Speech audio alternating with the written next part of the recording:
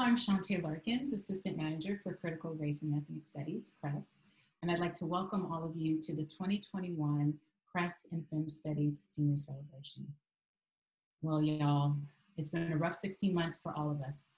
Zoom fatigue, burnout, trauma triggered by ongoing societal upheaval, not to mention life's regular trials and tribulations made all the more difficult against the backdrop of a pandemic.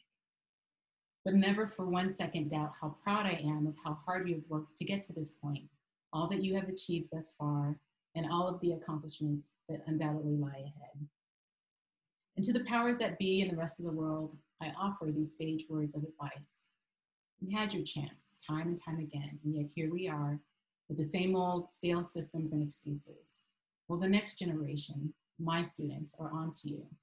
They are over your BS and they are coming for you with new ideas, fresh eyes, and courageous and innovative plans about how to heal the planet and its inhabitants. Congratulations, CRES Class of 2021.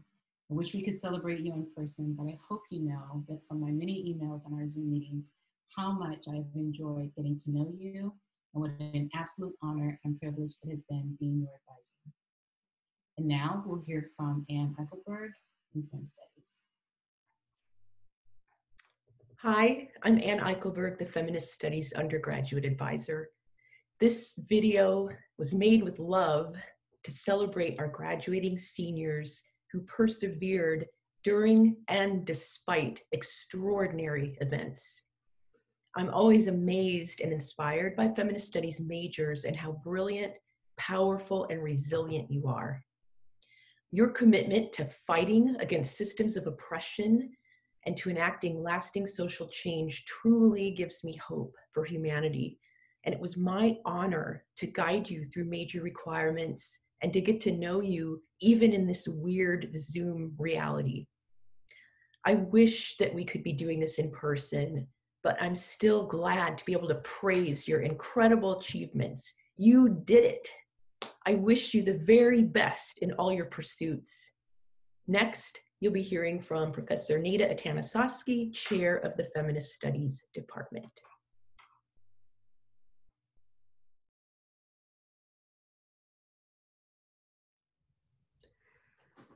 Hello, welcome to our senior celebration that is co-hosted by Feminist Studies and Critical Race and Ethnic Studies. My name is Nida Atanisoski and I'm Professor and Chair of Feminist Studies. I'd like to be the first to congratulate our graduating seniors. I know that your final year at UC Santa Cruz was an incredibly difficult one in which we've had to take our classes remotely and connect with each other remotely. But I sincerely hope that everything you've learned about politics, power, and history in the Feminist Studies major serves you well as you move forward to your new lives as graduates. We also had a very exciting year in which Feminist Studies welcomed 3 new faculty members that were able to teach you in their classrooms, Gina Athena Ulisse, Xavier Livermon, and Kate Kalia. And I would also like to thank all of the other faculty who have been your teachers and mentors in your time at UC Santa Cruz. I also want to take this opening as a moment to thank all of our incredible staff members who helped to keep us running this year. Our department manager, Taylor Ainsley, our department assistant, Lisa Supple, and most especially your advisor, Ann Eichelberg, who guided you through your college careers. Even though we can't be here in person together to celebrate, to have cake, Ann, Lisa, and Taylor have sent every one of you gift boxes that I hope that you enjoy and that remind you of your time at UC Santa Cruz. The way that we're going to be doing the ceremony is that following mine and Professor Christine Hong's opening remarks, Professor Neela Huja, who teaches both in Critical Race and Ethnic Studies and Feminist Studies, will be offering you some words of wisdom as you go forward.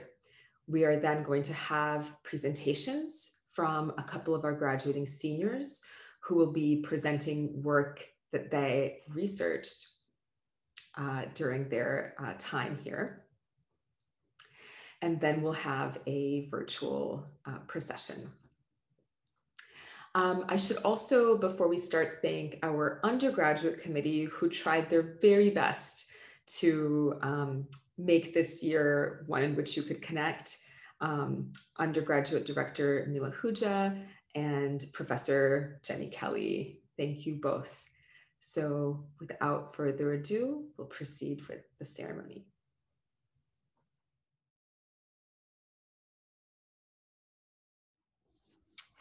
Hello, everyone. My name is Christine Hong. It has been my privilege to serve as the Director of Critical Race and Ethnic Studies for the past 2 years. Thank you so much for joining us today to celebrate the hard-won achievements of the 2021 graduating class in CRES and Feminist Studies. Our program's faculty, staff, and I extend our deepest congratulations to our graduates, and we welcome and thank those of you from their communities and families for supporting them. We wish so much that we could celebrate this huge milestone with all of you in person. To all of you who are graduating, your making it to this momentous threshold is all the more remarkable given that the past 2 years have been some of the hardest in memory. At the same time, the unmasked racism of these times has made it powerfully clear how necessary CRES is in today's world. I personally had the opportunity to work closely with a number of you.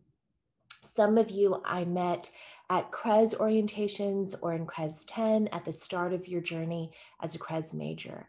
Others of you I met when we examined anti-Black police brutality in a course on Los Angeles circa 1992, studied the racial logic of US interventionism in Korea on the cusp of the 70th year of the unresolved Korean War, considered the militarized mapping of the nuclear Pacific, scrutinized the framing of Asian Americans in US law during a time of escalating attacks against Asians and Asian Americans in this country, undertook independent studies with you on critical Filipinx studies, collaborated in the facilitation of Filipinx historical dialogue, took part in reviewing candidate materials and hosting finalists for the first ever CRES Black Studies search in the same window that George Floyd was murdered by the police, and worked to get Undocu Studies, the newest of our student-initiated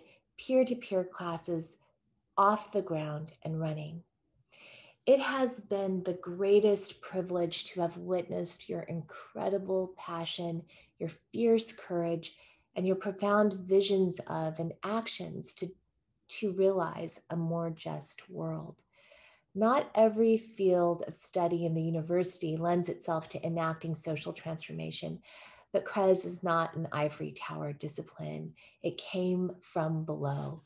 It takes its mandate from the community-based struggles and movements, and its motto is serve the people. The challenges facing us are all real, but insofar as these times have exposed the structural racism and intersectional violence of this society, there are few graduates of UC Santa Cruz who are better equipped than CRES and Feminist Studies majors to demonstrate the profound value of an education in organizing and thinking against the grain. So I have some very exciting news for all of you. CRES, after 7 years as a program, is finally on the cusp of becoming a department. And we recognize at this moment that students struggled for decades at this university to make this a possibility. In fact, at the very origins of ethnic studies in the greater Bay Area 50 years ago was a vision of education through liberation, and the response was massive police repression. Ethnic studies as a field is by no means limited to the university, but when it is realized within institutional spaces, as so many of you know, it is a ceaseless struggle. I want to say about CRES that we have brilliant faculty. We have the most dedicated staff in the university, and we have the most ferocious and moving students on campus. This is also an incredible historical moment. It's a moment of promise and peril as ethnic studies is being rolled out in K through 12 education throughout the state. At this moment, those of you who are graduating with a CRES degree, you have an opportunity, should you decide to pursue a career in education, to envision and to enact what a liberated ethnic studies curriculum should look like. In closing, I want to say that CRES, as all of you know, it's not just the sort of program out there, it's us. It's the students, it's the faculty, the staff, the members of the community, all of our relations. In this community, we have drawn strength and inspiration from each other. And we know so well that the power of the people is the basis of what we do. We will miss you, but this isn't goodbye. You know where to find us. Congratulations, class of 2021.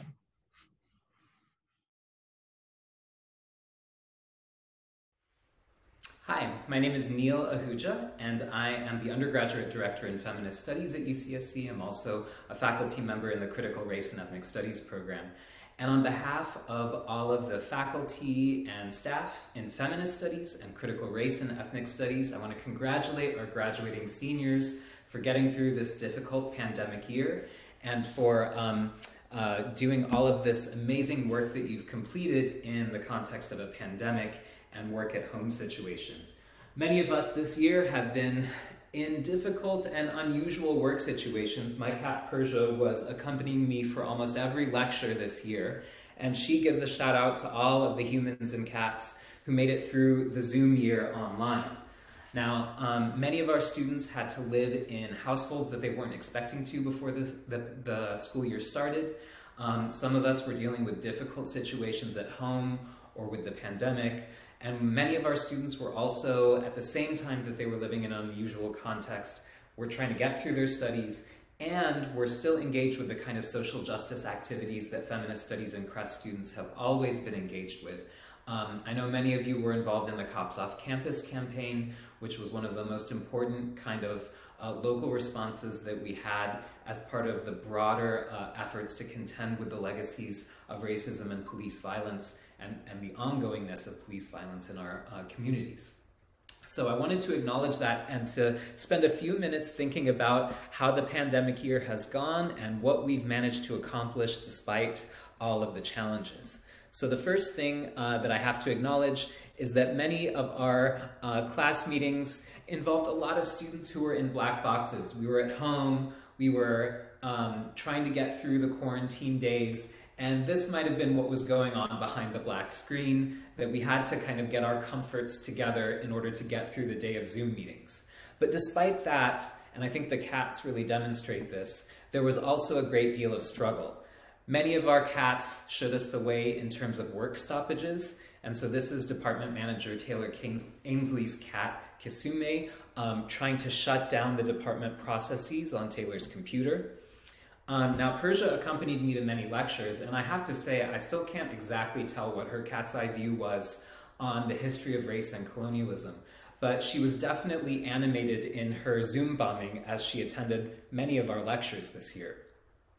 Our department meetings were no exception. Nida Atanisoski depicted here being watched by a lounging Essex, and Camilla Hawthorne, professor in CRES, her cat Claude Debris attended many of our CRES meetings, and you can see here that CRES faculty and student representatives were especially beloved by Claude Debris. Here's Professor Jenny Kelly, whose cat Essex did attend a lot of the work that went on this year, both in terms of activism and in terms of the classroom work that we did. And here's Claude Debris again, taking in some of the insights of Professor Nick Mitchell at one of our meetings. There were a number of milestones that we had this year, and one of the pieces of great news that happened towards the end of the year is that we will be welcoming Professor Marisol Lebron, who's joining us from the University of Texas, and who'll be a faculty in CRES and Feminist Studies next year. And here's a little preview of the work that's to come with Marisol pictured with the cat Essex. You know, it wasn't just humans who were having trouble getting through the Zoom year. Here, Persia is showing what it means to being alienated in one's body, as we were giving the feminist science studies students a little bit of a discussion about the body. And finally, we have one more attempt by Kisumi the cat to stop the department's business on Taylor's computer screen. Now, I know that the unique situation in which we were at home with our cats, with our family members, was difficult at times, but I want to recognize all of the work that feminist studies students and CRES students have accomplished in this scenario. We had 3 students who won university-wide research awards, Paula Baruman in CRES, and also Jasmine Simone and Amelia Claire Huster in feminist studies. Congratulations to the 3 of you for accomplishing these major projects despite all odds. I want to congratulate our first-year feminist studies PhD students, Jess Fournier and Kaya Gordon, who got through their first year of graduate school without having met in person the other students. So a big shout out in general to all of the graduate students who got through this complicated year doing seminars and other work all online. We had a number of faculty milestones this year as well. We welcomed 3 new faculty, Xavier Liverman, Katie Kalia, and Gina Athena Ulisse to Feminist Studies. And 2 of our faculty, CRES Director Christine Hong and Xavier Liverman, also published new books. I really encourage those of you who couldn't make it to check out the events to celebrate those books on the Center for Racial Justice website. The CRJ's website also has a lot of the different events that we managed to put on this year that you can go back and take a look at, as does the Feminist Studies website as well. There was a lot of work that went into making the online year work from our staff, and so big shout outs to Taylor Ainsley, Lisa Supple, Ann Eichelberg, and Shantae Larkins for keeping everything going and making sure that students were able to actually complete programs and graduate on time. And again, thanks to all of you, the families of the students and the students who are graduating this year, for the tremendous amount of effort that you put in. We hope that we can see you in person in the near future. As alumni, we know that you'll take the lessons that you learned as both students and activists in our programs to great new accomplishments elsewhere, but we hope you come back. We hope we get to cross paths again soon. And again, congratulations for getting through this difficult year, and we wish you the best.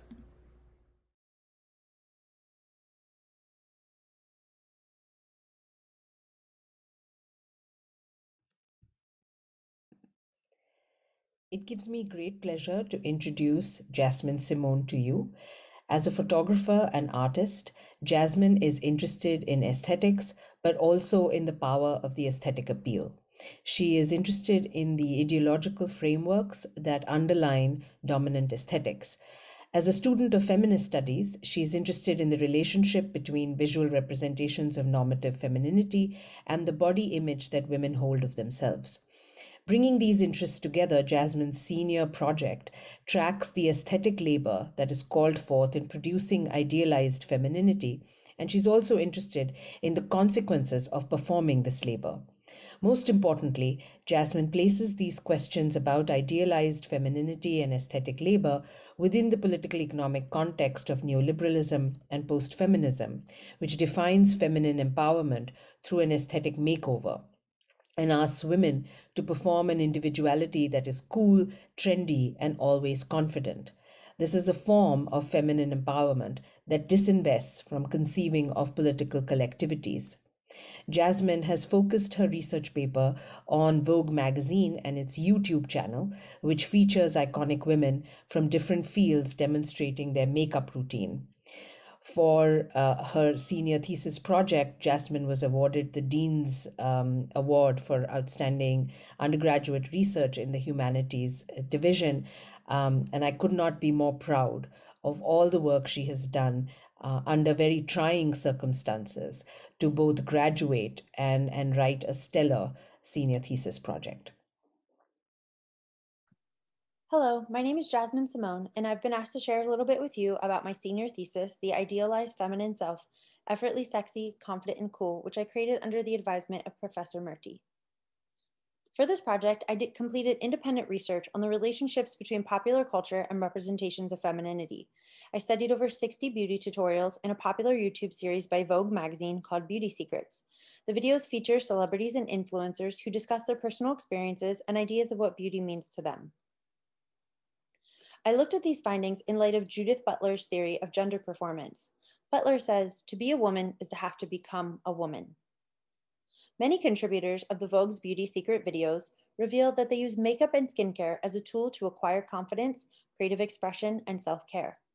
Many suggest that before applying makeup, they feel insecure, unprepared to face the public, or feel as if they can't perform their jobs to the fullest extent without the assistance of makeup products to help them feel a certain way.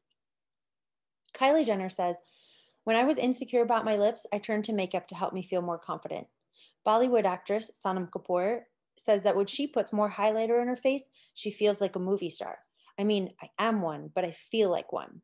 She goes on to say, I feel like I can conquer the world when I wear red lips. It just makes me feel so good.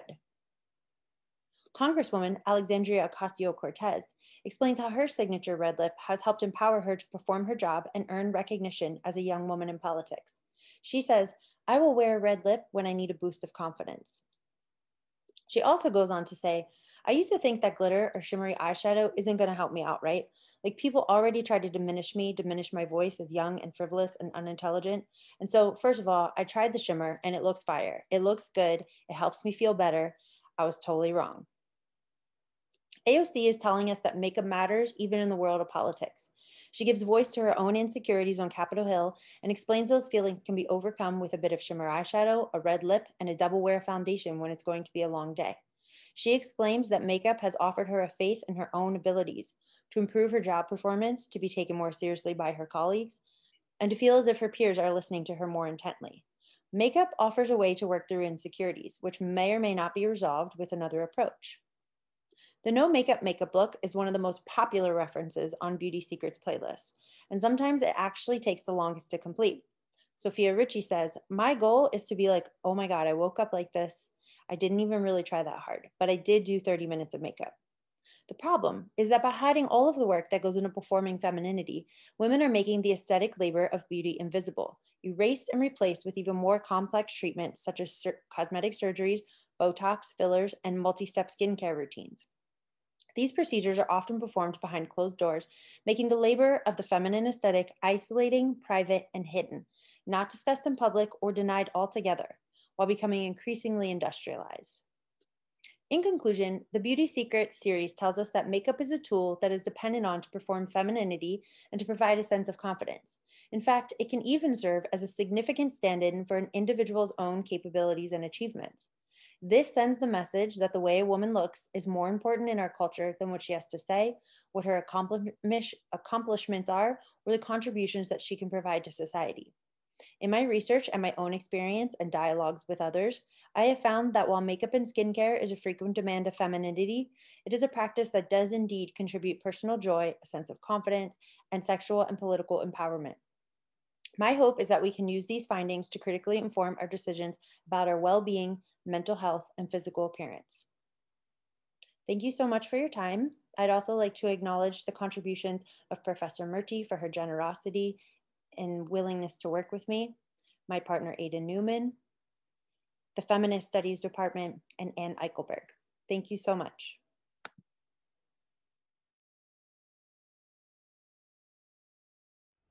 Hi again, this is Neil Ahuja, and it's my pleasure to introduce G. Grayson, who's one of our student presenters this year. And G completed this amazing essay, My Name is Foster Kid, for a CRES 190 senior seminar that I taught a couple of years ago. The essay won one of the Dean's Undergraduate Research Awards, and it was well-deserved. It was a paper that involved G doing interviews with people who had experienced going through the foster care system in California. and the depth of the research, the extensiveness of these interviews that G did, and the personal kind of commitment and attachment to the topic make it one of the most compelling papers I've ever read. G is a kind of amazing student who's done 4 majors at UC Santa Cruz, including CRES and Feminist Studies, as well as Community Studies, and I believe education. So, please join me in congratulating G, and we're excited to hear about this research. Hello, everyone, and welcome. Welcome, graduates, family, friends, advisors, professors, and support systems.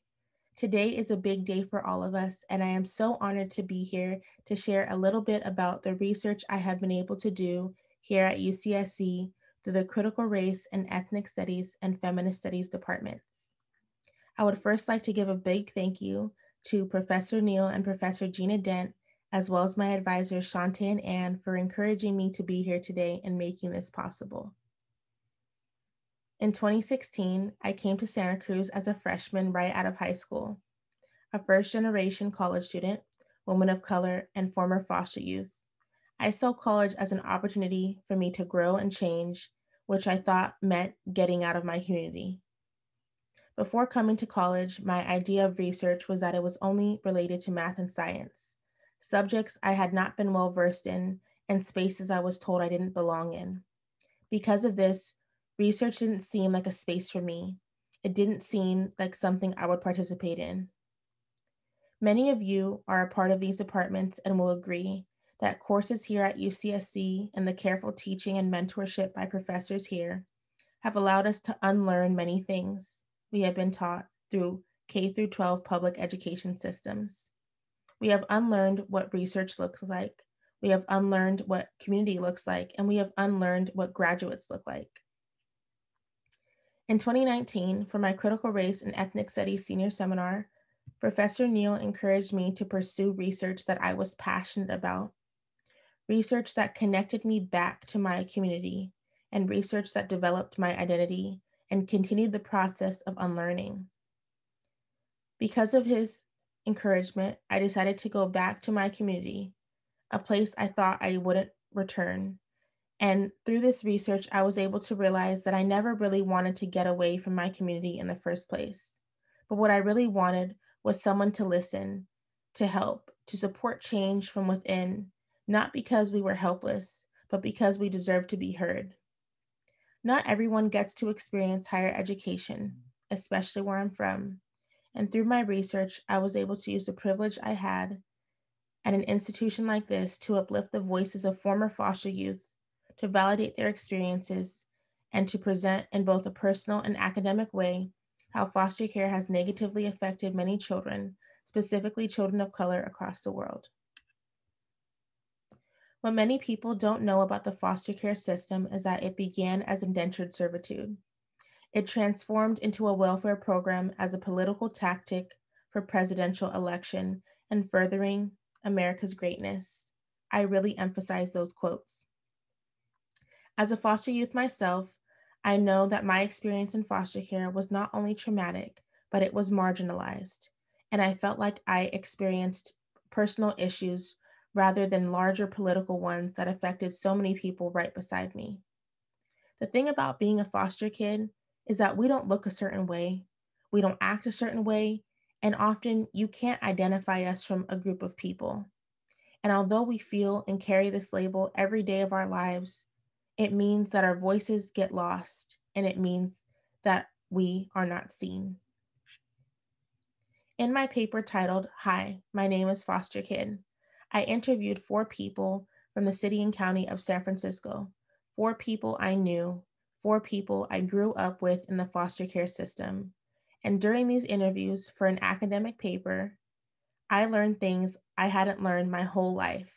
I learned things I didn't know being around these people every day. One of my findings was that as foster youth, we are isolated from one another, and this makes our struggle against the system so much greater. From the voices of these youth, I was able to uplift the fact that the foster care system builds upon our past traumas, and it makes us feel indebted so that we fear speaking up. we are constantly feeling like it could be worse. Building on this research this year in 2021, under Professor Gina Dent, I was able to think bigger about the foster care system and the millions of children that are neglected and mistreated by their families that are supposed to love them. Through conducting even more interviews this year and taking a critical look back at the research I've done in the previous years, I was able to think about and imagine the abolition of the foster care system, thinking of a world where children that are mistreated do not feel blamed for the things that they cannot control, and where they receive love, care, and access to basic needs such as housing, food, mental health support, and education.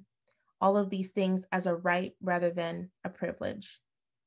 Coming to Santa Cruz, throughout my research, I have realized that I am an abolitionist, and I am an abolitionist who wants to see my community change, who wants to see my community uplifted, and who wants to use my education to uplift them. As an abolitionist, what it means to me to separate myself from carceral systems and call them out for what they are and uplift as many voices as possible. Although there is a long way to go, I was told by Professor Clara Bronski that abolition starts with imagination, and imagination comes into play even when we can't physically see it, and even when it may not be attainable within our lifetime here on Earth. There are many people who have come before me today and who have imagined a day like today where I can sit in front of you and share about my research and about my life and what's important to me. Although they may not be here to see it, it's happening. I end with gratitude to all of you who have listened, gratitude to my community in San Francisco and the foster youth around the world who are constantly battling a system. What I want to say here is that you are seen, you are heard, you are important, and I imagine a space where we are no longer hurt by a system who claims to help us. I imagine a system of welfare where they actually provide the welfare they talk about. Thank you again to everyone who has supported me during this time. And to all of the foster youth and marginalized communities, I believe in you, and we can do this together. Congratulations, class of 2021. I'm so proud of all of us. Thank you so much.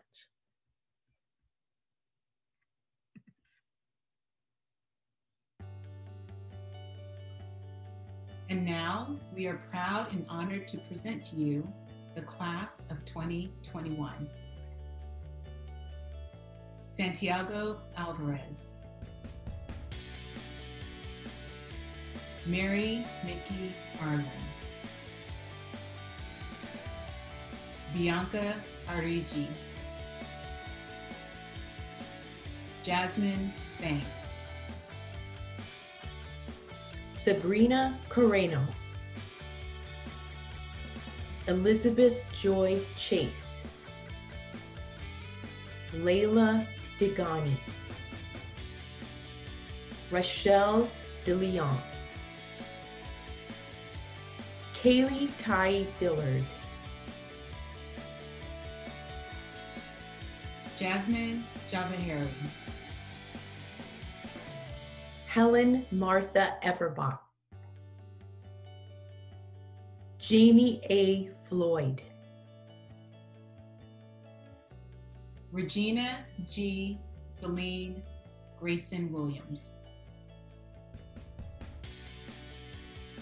Sierra Grindstaff, Nadine Hamden, Metzley Amelius, Joshua Harges, Sabrina Marie Huffstutler, Amelia Claire Huster, Claire Nicole Capsinson,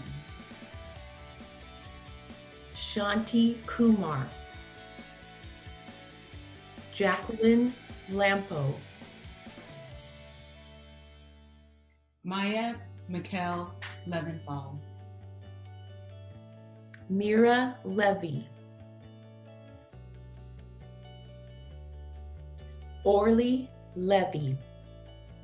Sydney Lippel. John Charlie Lopez Guarcha. Taylor Love. Adonai Moreno Lozano. Veronica Karen Luce. Megan Marie Maciel. Tia Mahana.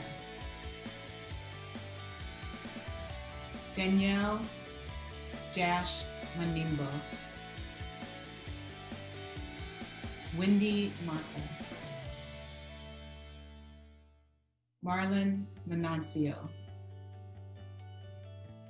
Irene Mendiola. Consuelo Moreno. Linnea Sophie Natali. Giovanna Nieto. Tenley Elizabeth Nordstrom.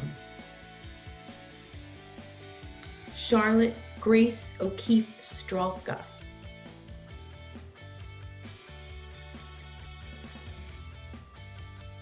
Jose Orellana. Mariah Rose Prosterman. Savannah Lena Putney. Nina Augustine Rivas. Kaylee Roberts. Kate Robbins. Kayla Naomi Rockenmacher. Felix Rosendo Rodriguez.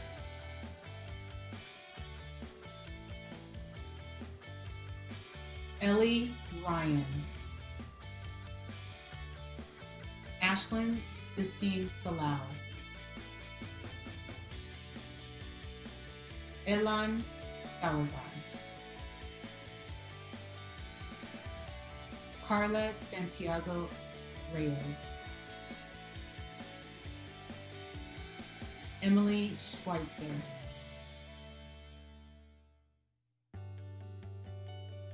Rosa Skupin.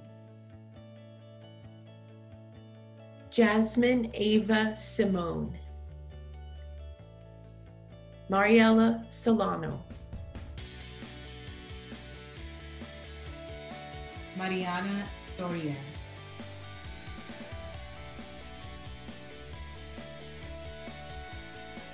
Claire Sweatman. Ciara Pareñas Orsos. Daniel A. Velasquez. Andrea Vidovsky. Angie Yang. With that, we will close the ceremony. Congratulations to all of the graduating seniors. We're very proud of you.